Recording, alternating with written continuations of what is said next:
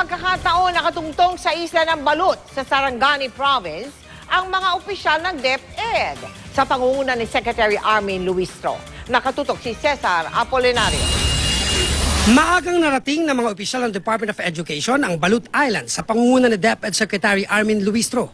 Pagbaba ng bangka ay dumiretso agad sa pinakamalapit na eskwelahan dito sa port, ang Mabila Central Elementary School. Si Luistro pa mismo ang nanguna sa flag ceremony. Muntik pang maluha ang mga guro at ilang estudyante dahil nabisita raw sila ng mga taga-DepEd. Ay first time po kami binisita na bisita natin from national, lalong-lalo na po sa DepEd. Maayos naman ang lagay ng karamihan sa eskwelahan sa isla na binisita ng DepEd maliban sa ilang classroom na luma at kasalukuyang inaayos. Makitid ang karamihan sa mga silid-aralan pero napagkakasya naman ng mga estudyante dahil ilan lang din naman sila. Ang tubig na panghugas at panginom, imbis sa gripo ay sa bukal ng gagaling. Matapos ang programa ay namigay ang DepEd ng may 800 learner kit na may notebook at lapis sa mga estudyante. Sakay ng truck, tinahak ng grupo ang mababatong daan patungo sa isa pang eskwelahan, ang Alberto Olarte High School. Dito nag-sit-in pa ang kalihim at nakinig sa lesson ng guro.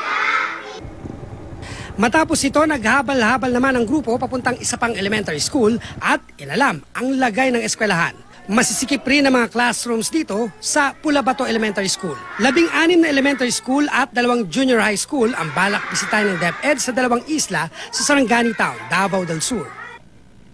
Ayon mismo kay Luistro, ganito ang hirap na pinagdaraanan ng mahigit 5,000 estudyante sa 18 elementary at junior high school sa 2 magkatabing isla sa Sarangani. Kaya di tulad sa ibang lugar, walang siksikan sa mga classroom dito.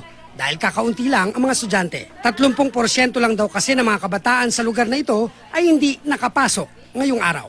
Siguraduhin natin na sa first week, pumasok na sila.